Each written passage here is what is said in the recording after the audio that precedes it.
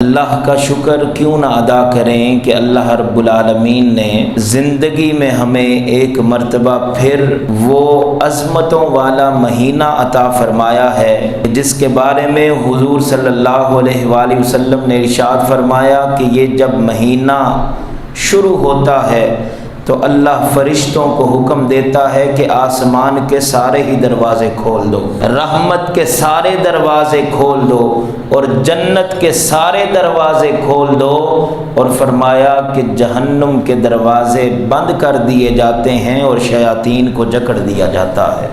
یعنی کہ جس میں رحمتیں عام ہوتی ہیں، مغفرت عام ہوتی ہے، جہنم سے آزادی کا پروانہ دیا جاتا ہے، جنت میں داخلہ مومنوں کا آسان کر دیا جاتا ہے۔ تو یہ وہ مہینہ ہے کہ جس میں اللہ رب العالمین نے ہمیں ایک مرتبہ پھر اپنے گھر میں اپنی بندگی کے لیے منتخب فرما لیا ہے۔ میں نے جو آیہ کریمہ تلاوت کی سورہ نساء کی آیت نمبر 123 کا مختصر سا حصہ ہے، جس میں اللہ رب العالمین نے ایک قانون بیان فرمایا من یعمل سوءا یجز بہ، کہ جو بندہ بھی گناہ کرے گا، برائی کرے گا، اسے سزا ضرور ملے گی۔ اب برائی کتنی ہو، کس قدر ہو، حد کیا ہے، اس کا ذکر بھی قرآن میں سورہ زلزال آخری 2 آیات میں فرمایا فَمَن يَعْمَلْ مِثْقَالَ ذَرَّةٍ خَيْرًا يَرَهُ وَمَن يَعْمَلْ مِثْقَالَ ذَرَّةٍ شَرًّا يَرَهُ۔ چھوٹے سے چھوٹا گناہ بھی ہوگا تو وہ بھی تمہارے سامنے کر دیا جائے گا، چھوٹی سی نیکی کرو گے تو وہ بھی تمہارے سامنے کر دی جائے۔ تو یہاں پر بھی اللہ رب العالمین نے فرمایا کہ کوئی شخص یہ نہ سمجھے کہ میں نے برائی کر لی، مجھے کسی نے دیکھا نہیں، میں بڑا سمارٹ ہوں، میں دنیا کی نظروں سے چھپ کر میں نے یہ کام کر لیا۔ فرمایا تم سب کو دھوکہ دے سکتے ہو، لیکن جس رب کو تم مانتے ہو وہ تم سے کبھی بے خبر نہیں ہوتا، وہ ہمیشہ باخبر رہتا ہے، اور وہی فرما رہا ہے کہ من یعمل سوءا یجز بہ، کہ تم اگر برائی کرو گے تو تمہیں اس کی سزا ضرور ملے گی۔ کب ملے گی، کہاں ملے گی؟ فرمایا فی الدنیا والآخرہ، دنیا میں بھی سزا دوں گا اور آخرت میں بھی سزا دوں گا۔ حاضرین محترم، آج بدقسمتی سے ہم جس زمانے میں موجود ہیں، یہاں لوگ گناہ کو گناہ سمجھتے ہی نہیں ہیں۔ گناہ کر کے اس پر باقاعدہ بدقسمتی کی انتہا ہماری یہ ہے کہ اس گناہ پر فخر کیا جاتا ہے۔ لوگوں نے گناہوں کے نام بدل لیے، جھوٹ کا نام بہانہ رکھ لیا اور غیبت کا نام گپ شپ رکھ لیا، نام بدل لیے، گناہوں پر فخر کیا جاتا ہے۔ لوگ مجلسوں میں بیٹھ کر اپنے گناہوں پر فخر بیان کرتے ہیں، کہتے ہیں میں نے اتنے بندوں کو بیوقوف بنا دیا، آج میں نے فلاں کا مذاق اڑایا۔ باقاعدہ کسی کی بہو بیٹی کی عزت تاتار کر کے ان کو بیان کیا جاتا ہے کہ میں نے فلاں کی بیٹی کے ساتھ یہ کیا۔ تو یہ وہ زمانہ ہے کہ جہاں پر گناہ کو گناہ سمجھنا تو درکنار، گناہوں پر فخر کیا جاتا ہے۔ قرآن ہماری رہنمائی کرتا ہے کہ جو گناہ پر فخر کرتے ہیں وہ کون ہیں، اور جو گناہ پر شرمندہ ہو جاتے ہیں وہ کون لوگ ہیں۔ اللہ رب العالمین نے حضرت آدم علیہ السلام کا ذکر قرآن پاک میں فرمایا کہ جب ان سے غلطی ہو گئی، اجتہادی غلطی، بلکہ ہم تو اس کو غلطی بھی نہیں کہتے بلکہ یہ تو حکمت خداوندی کو پورا ہونا تھا، یہ اللہ کی حکمت پوری ہونی تھی کہ انہوں نے وہ گندم کا دانہ کھایا اور وہ زمین پر آ گئے۔ اس کی اور وضاحت سن لیجئے، مشکات شریف کی حدیث مبارکہ ہے، حضرت موسیٰ علیہ السلام نے ایک دن کہا کہ اے میرے بھائی، اگر آپ دانہ گندم کا نہ کھاتے تو نہ یہ معاملات ہوتے، نہ یہ کچھ ہوتا۔ فرمایا میں کیوں نہ کھاتا، یہ تو اللہ کی حکمت کو پورا ہونا ہی تھا۔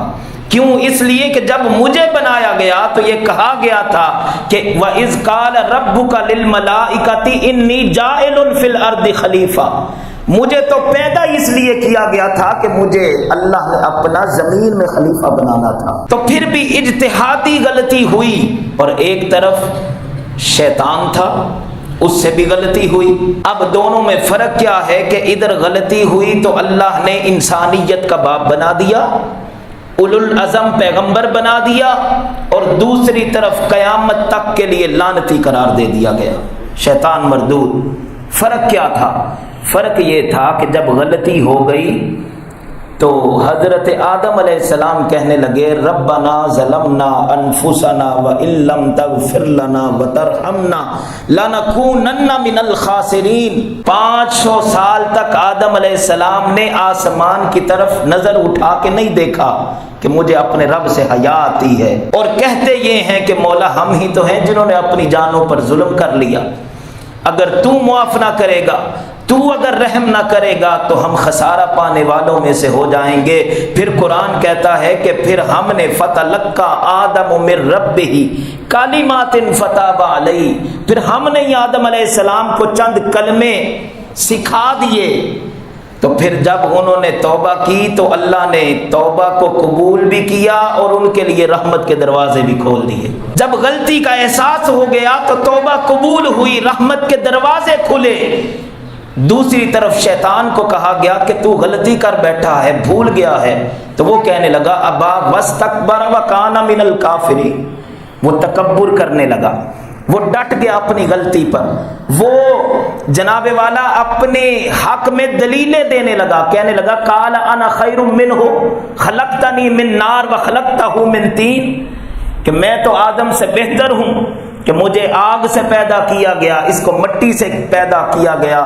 تو پھر رب نے فرمایا فخرج، اب تو نکل جا، انک رجیم، ہمیشہ کے لیے تو لعنتی ہے، مردود ہے۔ آج وہ زمانہ ہے کہ لوگ غلطی کرتے ہیں لیکن ان کے اندر وہ غلطی کا احساس ختم ہو گیا، لوگ گناہ کر کے ڈٹ گئے ہیں، لوگ اپنے گناہ کو گناہ نہیں سمجھ رہے۔ وائے ناکامی متائیں کارواں جاتا رہا، کارواں کے دل سے احساس زیاں جاتا رہا۔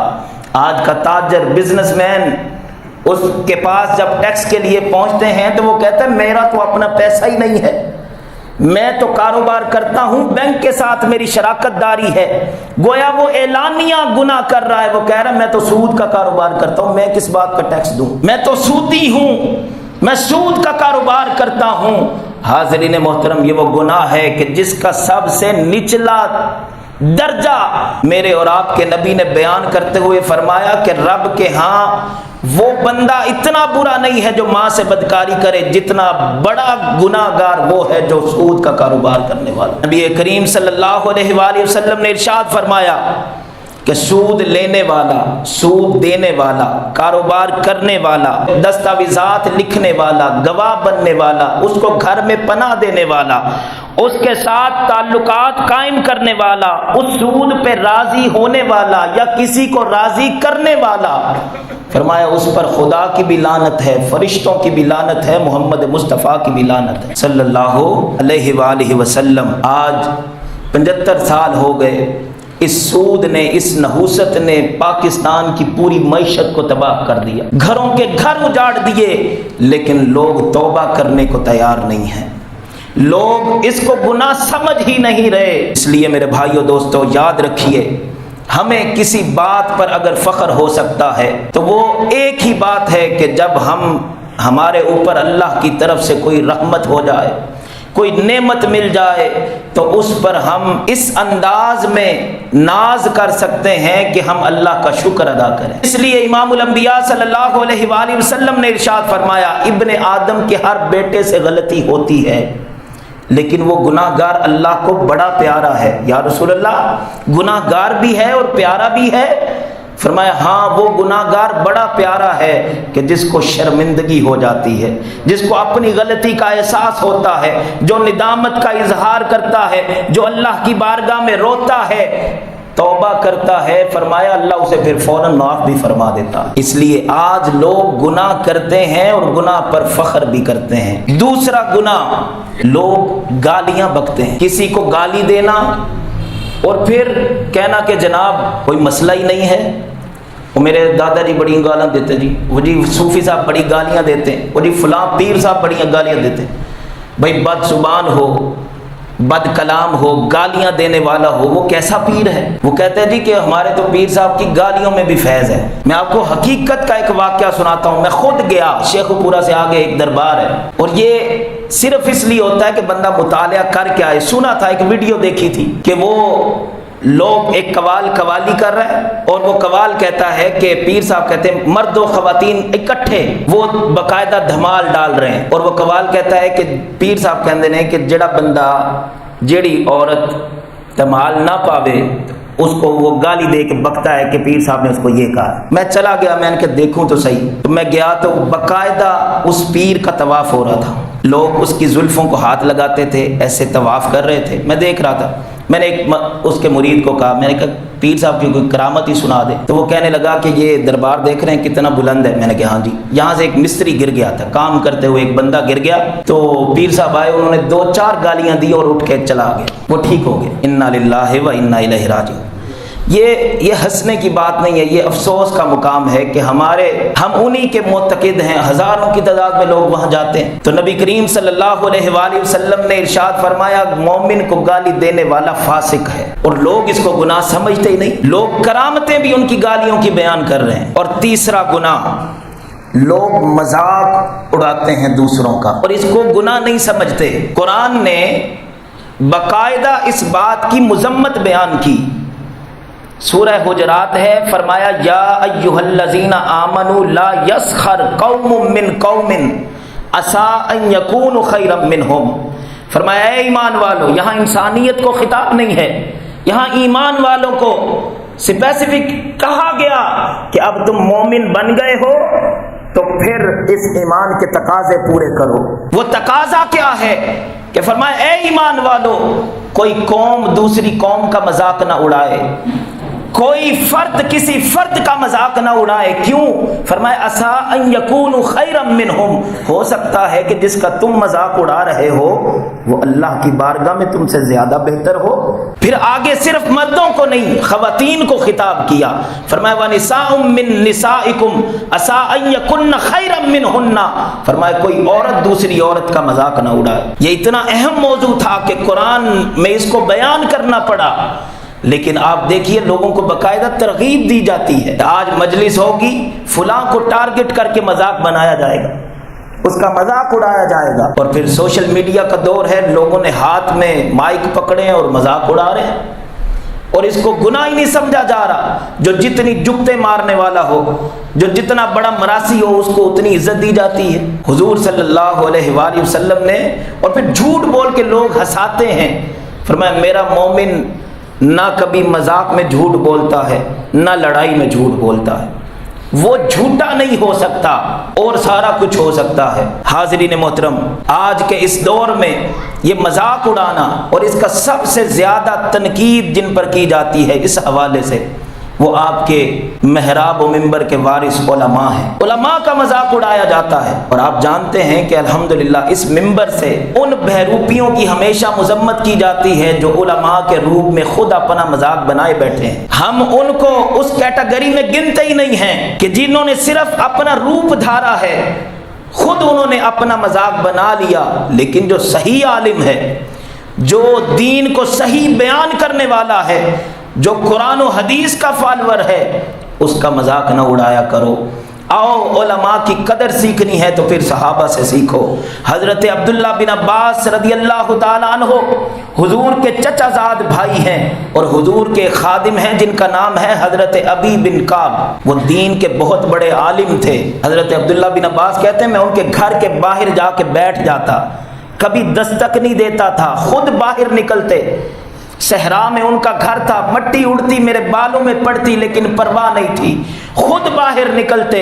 ابی بن کعب رضی اللہ تعالیٰ عنہ کہتے ہیں کہ آپ تو حضور کے خاندان کے فرد ہیں، مجھے کیوں شرمندہ کرتے ہیں، آپ کیوں ایسا کرتے ہیں؟ فرمایا نہیں، میں یہاں آپ کے پاس سے صرف حضور کے دین کو سیکھنے کی غرض سے آتا ہوں، میں حدیثیں سننے کے لیے آتا ہوں، میں قرآن سیکھنے کے لیے آتا ہوں۔ کیوں؟ اس لیے کہ آپ مجھ سے زیادہ جانتے ہیں۔ اور پھر جنہوں نے ادب کیا ان کو اللہ نے مقام کیا دیا کہ امت کے پہلے مفسر मुफस्सिर कुरान का नाम लिखेंगे ना गूगल पे तो नाम आएगा अब्दुल्ला बिन अब्बास रदी अल्लाह ताला। इसलिए उलमा की कदर करें, उनको कभी हरफ तनकीद ना बनाएं, अपनी मजलिसों में ठट्ठा और मजाक का मौजू ना बनाएं। नबी करीम सल्लल्लाहु अलैहि वसल्लम ने फरमाया कि किसी का जानशीन कोई होगा, किसी का जानशीन कोई, लेकिन अल उलमा वरसतल अंबिया, फरमाया उलमा वो हैं कि जिनका जो अंबिया के वारिस हैं और मेरे जानशीन हैं।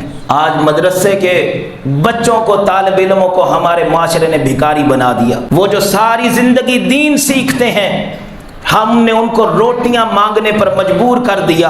अब तो हालत थोड़ी बेहतर हो रही है, बुजुर्ग बैठे हैं, क्या हाल होता था, हर घर में जाकर दस्तक देते थे, रोटियां मांगते थे, उनको हमने भिखारी बनाया। और जो सारी दुनिया की करप्शन करके लूट कर खा गए, उनको हमने बाइज्जत बना दिया, हुक्मरानी उनके हवाले कर दी। हाज़रीन मोहतरम, यही वजह है कि फिर जो बेदीन होता है, जिसने सिर्फ लिबादा ओढ़ा होता है, वो जाली पीर हो या उसका खानदान हो, वो बड़ी बड़ी गाड़ियों पे घूमते हुए नजर आते हैं, बड़ी बड़ी बिल्डिंगों के मालिक वो हैं।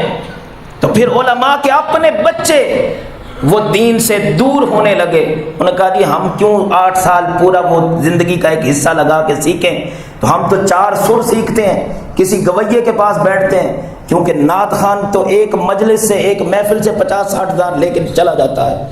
तो उलमा को हम क्या देते हैं, 20,000 25,000 महीने बाद। तो हम क्यों इतना वक्त बर्बाद करें।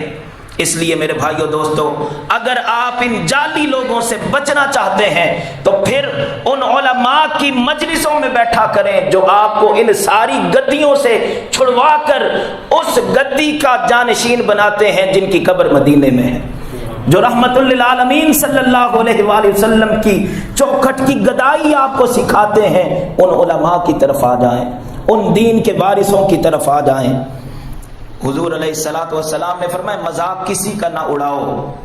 एक सहाबी जंग के दौरान सो रहे थे, एक दूसरे सहाबी ने उनके ऊपर रस्सी फेंक दी।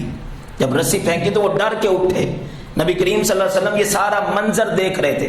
फरमाया तुमने ये क्या किया? वो डर गए, या रसूलल्लाह मैंने मजाक किया। फरमाया ये हराम है, किसी मोमिन को डराना, उसका मजाक उड़ाना ये कभी अमल है, मना कर दिया, उम्मत की तरबियत की। आज अगर कोई किसी की गुर्बत का मजाक उड़ाता है, किसी के कद छोटा होने का मजाक उड़ाता है, किसी की रंगत काली है तो उसका मजाक उड़ाता है, हैरानगी होती है। बेटे का बाप है तो फिरौन बन गया है, इंची टेप लेके फिरता है। बेटी का कद नाप रहा है, कहते नहीं सारा कुछ ठीक है, पढ़ी लिखी भी है, शरीफ है, लेकिन कद छोटा है। बेटी का बाप नहीं है तो तू बेटे का बाप बन के किसी की बेटी की तजलील करेगा? अरे बेटी तो वो है कि जो जन्नत में ले जाने वाली है, जिसकी अजमतें कुरान और हदीस ने बयान की हैं, क्यों उसका मजाक उड़ाता है? और यहाँ पर एक और बात बड़ी अहम है, कोई अपने बड़े होने पर फख्र करे वो इतना बुरा नहीं है जितना बुरा वो शख्स है कि जो अपने आप को कमजोर समझ रहा है, जो अपने आप को कमतर समझ रहा है। अरे जब अल्लाह ने सबको बराबरी दी है, फरमाया या अय्युहन्नास इन्ना खलकनाकुम मिन ज़करिन व उन्सा वजअलनाकुम शुऊबन व कबाइला लितआरफू इन्ना अकरमकुम मिनल्लाहि अत्काकुम। फरमाया हमने तो पैदा किया, हर एक को बराबरी दी, और ये जो कबीले, ये जो खानदान बनाए तो सिर्फ तारुफ के लिए, फख्र के लिए नहीं, तारुफ के लिए। अल्लाह के हाँ अगर किसी की बरतरी है तो वो सिर्फ तकवा की बुनियाद पर। जब अल्लाह ने दुनिया में भी बराबर रखा, जन्नत में भी सारे बराबर होंगे, किसी अमीर का महल अलग तो नहीं होगा, किसी का दर्जा बुलंद होगा, तो यहां भी तकवे की बुनियाद पर और वहां भी तकवे की बुनियाद पर। इसलिए मेरे भाइयों दोस्तों, कमजोर वो शख्स है, और आज का नौजवान जो मायूस फिरता है, वो कहता है कि बीवी का ड्राइवर बन के जिंदगी गुजार लूंगा, लेकिन पैसा होना चाहिए, किसी तरह मुझे बाहर का एक वीजा मिल जाए, मेरा पासपोर्ट लग जाए, वहां जाके हर काम करने के लिए तैयार है। अपनी मट्टी पे चलने का सलीका सीखो, किसी के संगे मरमर पे चलोगे तो फिसल जाओगे। और मियाँ साहब ने कहा था कि अपने देश दियां बल्ला ना लो, तुम्बे चुन चुन खाइए, تے ہوڑ کسے دے باغ اندروں میوے لے نہ جائیے۔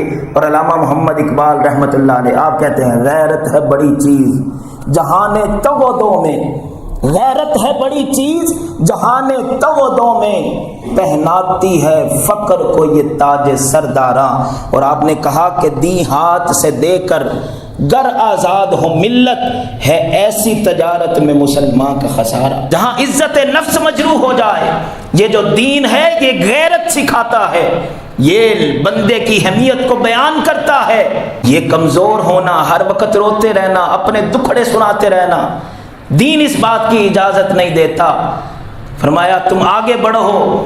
اور آج دیکھیے پھر غریب کا مذاق اڑایا جا رہا ہے۔ یہ مفت آٹے کی صورت میں جو انسانیت کی تذلیل کی جا رہی ہے، اور پھر جہاں پر لوگوں کو، بوڑھوں کو میں نے دیکھا کہ ان کو تھپڑ مارے جا رہے ہیں، عورتوں کو دھکے مارے جا رہے ہیں، لوگ اپنی جان سے چلے گئے اسی آٹے کے حصول کی وجہ سے۔ لہو کو بیچ کر روٹی خرید لایا ہوں، لہو کو بیچ کر روٹی خرید لایا ہوں، اے امیر شہر یہ بتا حلال ہے کہ نہیں؟ یہاں پر یہ اسلامی جمہوریہ پاکستان ہے، یہ اسلامی نظام ہے کیا کہ جہاں پر انسانیت کی تذلیل کی جائے؟ اس آٹے کو پہنچانے کے بڑے خوبصورت حل ہیں۔ اگر ہمارے گھروں میں بجلی کا بل پہنچ سکتا ہے تو آٹے کا تھیلا کیوں نہیں پہنچ سکتا؟ یہ آٹا مفت نہیں چاہیے، آپ پورا سال اس کی قیمت کم کر کے ہر دکان پر بھیج دیں، لوگ خود عزت کے ساتھ خرید لیں گے۔ میں نے ایک شخص کو دیکھا، وہ چنگی سے اس طرف جا رہا تھا، میں نے کہا کہاں سے لے کر آئے؟ جی پیراگون کے گیٹ نمبر 2 سے۔ یعنی کہ جو بندہ پیٹرول پہ 200-300 لگا سکتا ہے ایک آٹے کی بوری کے لیے 10 کلو کی، تو وہ 200 دے کے خرید نہیں سکتا۔ اس لیے میرے بھائیو دوستو، یہ دوہرا معیار یہ اسلام کے خلاف ہے۔ ایک طرف کچھ خاندان ایسے ہیں کہ جو بچہ کھانا نہیں کھاتا اس لیے کہ اس کی پسند کا نہیں پکا، لیکن دوسری طرف ایک اینکر ایک بچی کے پاس مائک لے کر گیا، اس کی پاؤں میں جو جوتے نہیں تھے، اور اس کی بیٹی، وہ بیٹی اتنی تھی جتنی میری بیٹی ہے، رو رہی تھی۔ کہا کیا ہوا، کیوں روتی ہو؟ تو اس نے رو کر کہا روٹی، اور کوئی مطالبہ نہیں، اور کوئی مطالبہ نہیں، روٹی دا دکھ نہ پوچھو، روٹی دا دکھ نہ پوچھو، اے روٹی بندہ کھا جاندی۔ حاضرین محترم، یہ وہ سوسائٹی پھر کیسے سکون پائے گی کہ جہاں پر اتنا تضاد ہو، کہ جہاں ایک طرف تو ہم اپنے بچوں کے لیے رنگ برنگی چیزیں خرید کر لائیں، لیکن دوسری طرف چند کلومیٹر کی مسافت پر لوگ ایک نوالے کو بھی ترسیں۔ اور کسی نے کہا تھا کہ عجب رسم چلی ہے ان چارہ گروں کی بستی میں، لگا کر نمک زخم پہ مساج کرتے ہیں، امیر غریب شہر تو ترستا ہے ایک نوالے کو، امیر شہر کے کتے بھی راج کرتے ہیں۔ اللہ ہمیں عمل کی توفیق عطا فرمائے۔ وما علینا۔